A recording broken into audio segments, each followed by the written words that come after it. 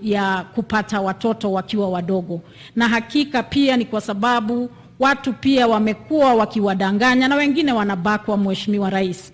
Na katika vita vya HIV tunakuta kwamba vile ulivyosikia, mama akipata ama mtoto akipata mimba akiwa mdogo sana sana haendi clinic kwa sababu ya aibu na nini. Kwa hivyo hata akimzaa yule mtoto na ako yeye mwenyewe na virusi vile, mtoto pia vile vile anapata. Kwa hivyo ni jambo ambalo tungependa kuzingatia na jambo ambalo tunakuhakikishia Mheshimiwa Rais, tutazidi kushirikiana na wahusikaji wote kuhakikisha kwamba tumerudisha namba hizi chini ili nchi yetu iweze kuendelea mbele. Kwa hayo machache, ningependa kukukaribisha uweze kutuzungumzia, nikikushukuru sana kwa kuwa nasi siku ya leo. Asanteni.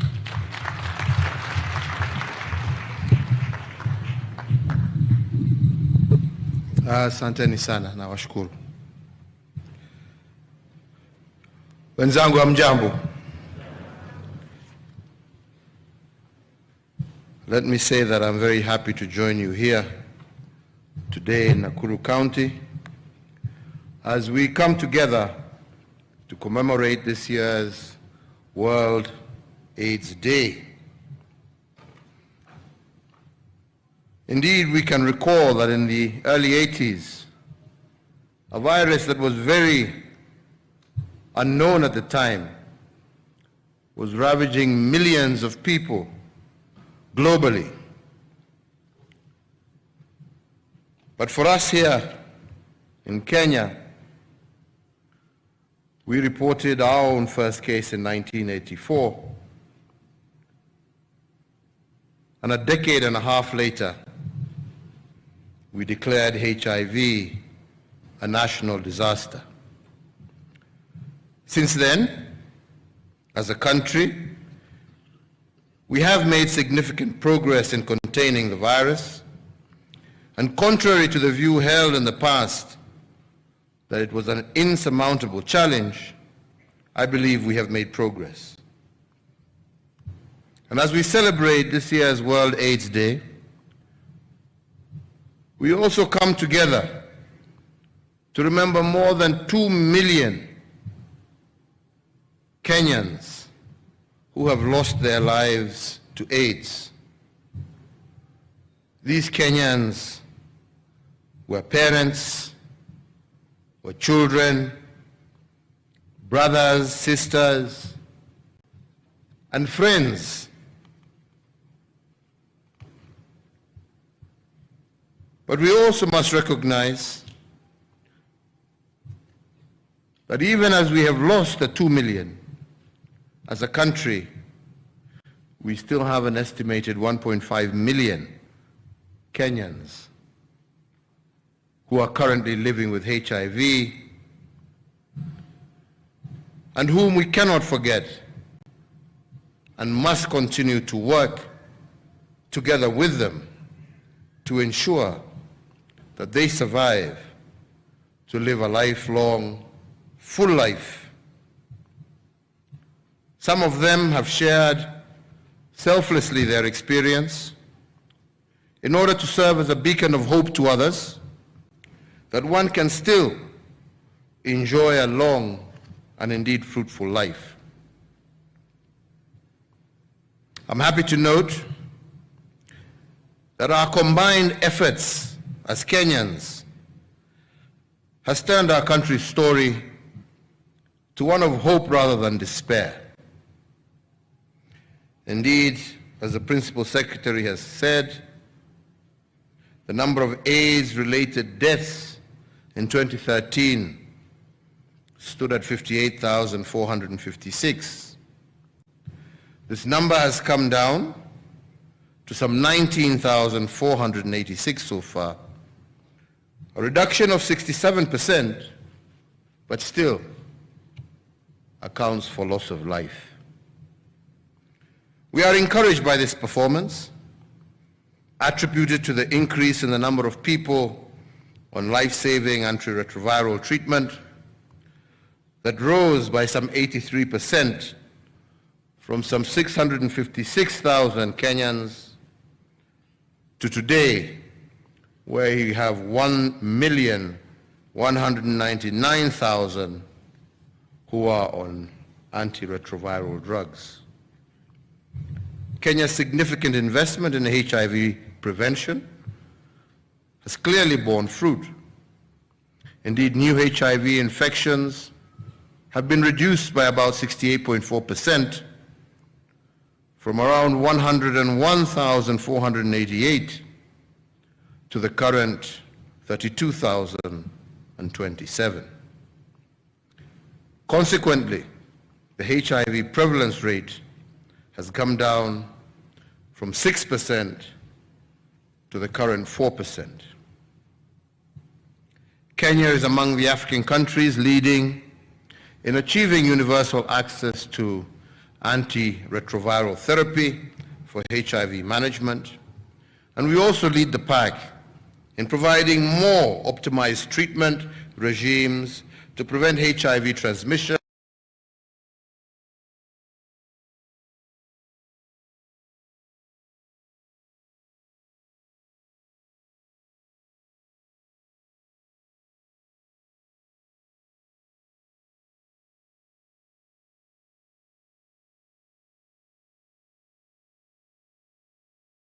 and to prolong the lives of our people living with HIV.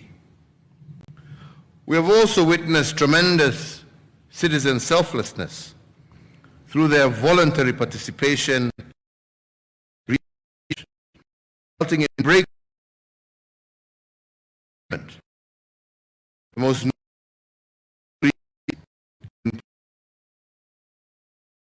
HIV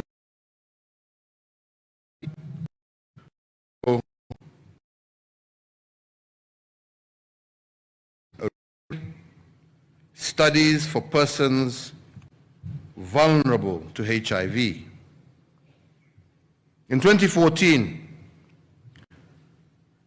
my administration also introduced access to free maternity through the Linda Mama program, and as a result, from 57 to 20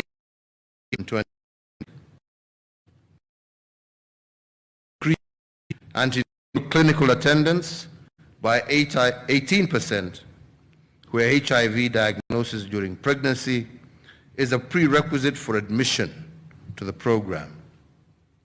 Because of this initiative, mother-to-child transmission rates, though still high, have reduced from 14% to 9.7% in 2021. Indeed, we must not relent until mother-to-child transmission is completely eliminated.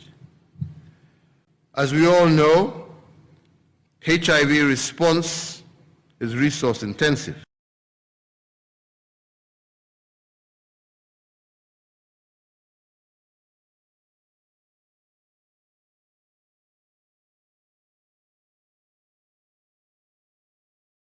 Of domestic resources to HIV response from 18% to 38% currently.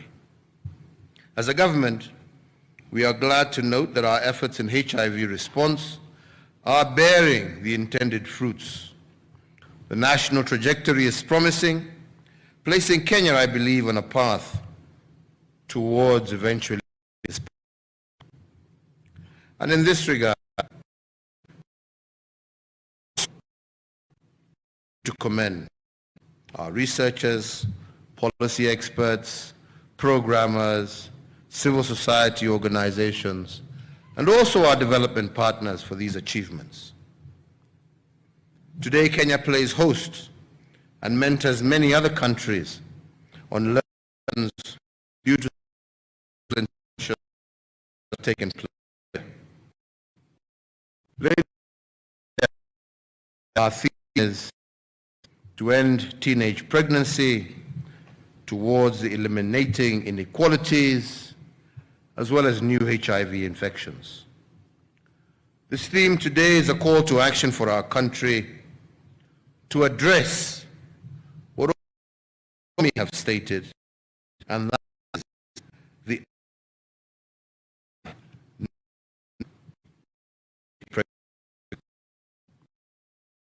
recorded pregnancies in the country undermines Kenya's social economic development and negates the progress made to end HIV as a public health threat.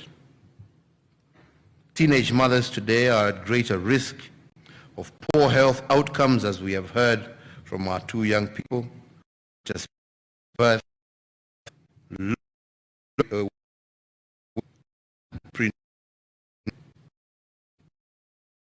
as I look forward to reaping the demographic dividend of our youth, the intertwined issues of HIV and AIDS, as well as teenage pregnancies, threatens to rob us of this promise. HIV-related stigma and persistent gender violence and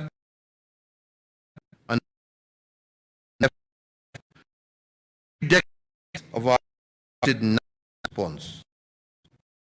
And so today, once again call on all officers in national government and also in our county governments and also community leaders and all stakeholders to scale up context-specific solutions to end teenage pregnancies in the short term. Noted milestones. I am also aware that HIV response in Kenya faces many challenges. Indeed, the emergence of COVID-19 has shifted global attention away from other critical health issues such as HIV and AIDS. But as a government, we have taken measures to ensure that the gains made in HIV response are safeguarded. We recognize that HIV remains one of the world's most significant public health concerns, and what is more of our concern,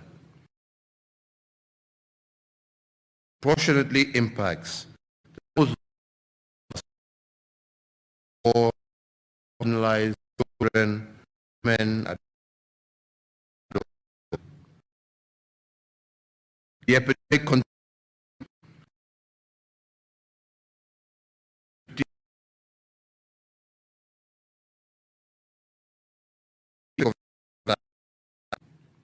Therefore, we must sustain the gains, accelerate progress, and bridge the gaps that stand in the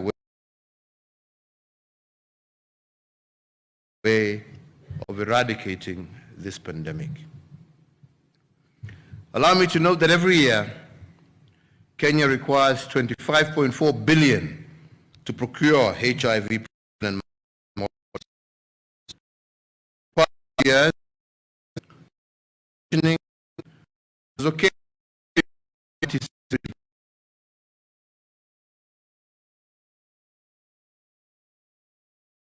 One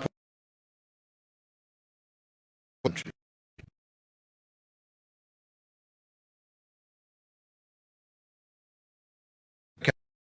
Health and the National Treasury to jointly work on a solution to secure the essential HIV management and prevention commodities and other strategic public health programs. In particular, the country must now explore options for partnerships for local contract manufacturing of these commodities so that we are in a position to continue helping our people.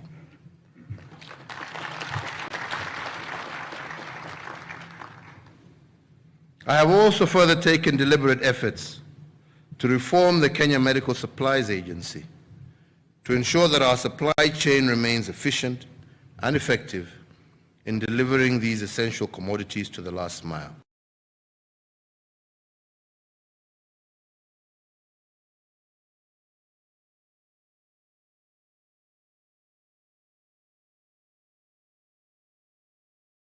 Ladies and gentlemen, a healthy workforce underpins the sustainable social economic development of any country.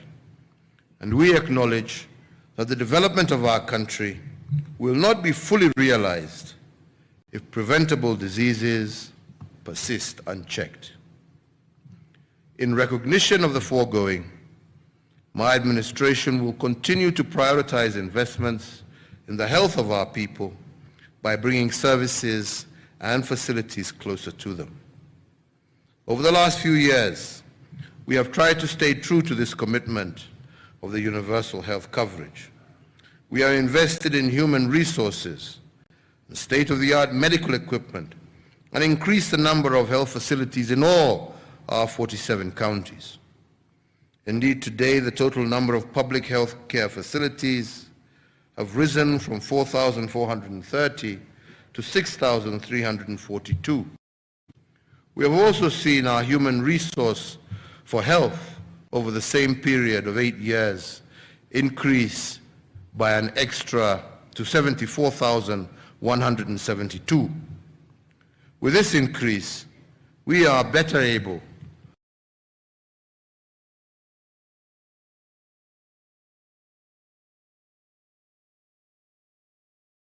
to remember that prevention remains a key strategy for addressing not only HIV, but also other health challenges. Prevention is better than containment or cure. Each member of society should be a public health ambassador, advocating for the safe and responsible behaviors that will lead us to victory over preventable diseases such as HIV/AIDS, COVID-19, amongst others. Together we can surmount any challenge, but only if all stakeholders play their respective roles. And once again, today I thank the county government and the people of Nakuru for hosting us here today. I also appreciate the efforts by the Ministry of Health, the National Council of Population and Development, all concerned parties. And on behalf of a grateful nation, I also, most importantly, wish to salute all our healthcare workers for the excellent work and resilience that they have shown.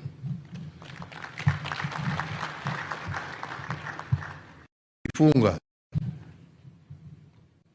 Niwaulize Wakenya wenzangu kwa heshima kuu. Mmesikia watoto hapa wakiongea. Ni aibu sana kwetu sisi tukiwa wazee na viongozi pia wetu kwa sababu ni aibu kubwa jameni. Ni aibu. Ni aibu. Na siwezi nione ni kwa njia gani mwanaume yeyote anaweza kuweka kichwa yake mbele akiwa amefanya madhambi kama yale wametendea msichana kama huyu. Na ni vizuri sasa tuanze kuambiana ukweli. Ni vizuri tuanze kuambiana ukweli. Kwa sababu watoto, sio watoto wanajiharibu. Ni sisi wazee ambao tunaharibu watoto. Hiyo ndio ukweli.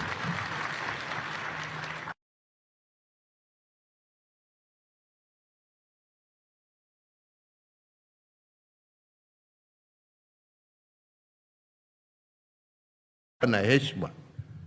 Na unatembea na mtoto ambaye ni mdogo hata kushinda your own daughter. Mdogo kushinda ule wewe umezaa. Alafu ujiite mwanaume. Wewe ni mwanaume wa saa ngapi bwana? Wewe ni mwanaume wa saa ngapi? Si uende utafute mwenzako kama umechokeshwa na ule uko naye nyumbani. Kwenda utafute rika yako uachane na watoto jameni.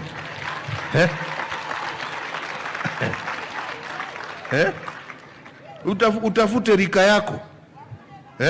Sio kwenda kutafuta watoto wa nyumba ingine. Ama ni namna gani jameni? Kwa sababu hata vile binti hapa amesema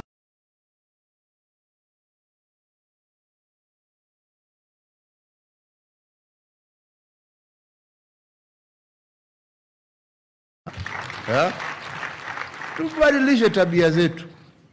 Ukijua uko na mzee ambaye ako na hizo tabia, mweke kwa soko, muanike hapo mbele ya watu, angalia huyu. Hebu muone huyu. Anatembea na watoto wa shule. Hiyo ndio njia ya kusababisha mtu apate aibu, awachane na tabia hizo. Ama ni namna gani?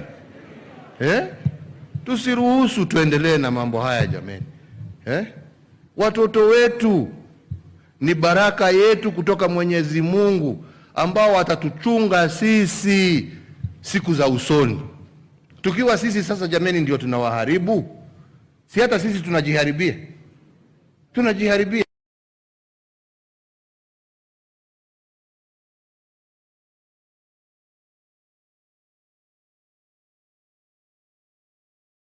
Kali saidia. Hii ni wewe na wewe na wewe, saidia. Saidia. Ndio tuweze kukomesha mambo haya na tupatie watoto wetu nafasi ya kukua na kuwa wananchi wazalendo ambao watajenga taifa lao, na kuwa na nafasi ya kufanya mema huko mbele, ambaye hata sisi wakati tutakuwa tumeshindwa na kazi ndio watakuja kutuchunga na kutulinda. Si ni hivyo wenzangu? Kwa hivyo mimi hiyo siongei, na hiyo ni yetu hapa wa Kenya. Tujiulize hiyo watoto wetu, na tujue ya kwamba kuchunga watoto wetu ni kujichunga pia. Because if you protect your future, you are protecting yourself. But if you destroy your future, you're also destroying yourself. Kwa hivyo mkiona hiyo wazee wakitembea na huko, anzeni kusema mnaona ule mzee ule, ndio aone aibu. Akienda kanisa hakuna mtu anataka kukaa karibu na yeye. Akienda kwa soko hakuna mtu anataka kumkaribia. Akienda kwa matatu kila mtu anashuka, anasema wachaneni na huyu. Hiyo aibu ndio itasababisha huyo mtu awache hiyo maneno. Kwa hivyo, kwa hayo machache na mengi, nasema Mungu awabariki, Mungu aendelee kuibariki taifa letu la Kenya, na sisi zote tuungane pamoja na tuhakikishe ya kwamba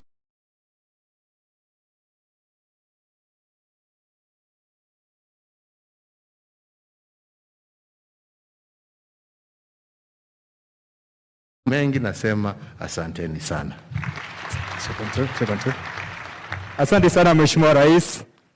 Unyenyekevu mwingi, nitaomba ujumuike nami mahala nimesimama saa. Niombe katibu pamoja na mwenyekiti na CEO waje karibu ili tumpe nafasi, tuketi tafadhali. Tumpe Mheshimiwa Rais nafasi ya kuzindua rasmi ripoti endelezi ya ugonjwa wa ukimwi makala ya 2021. Your Excellency sir, we shall face the screen sir without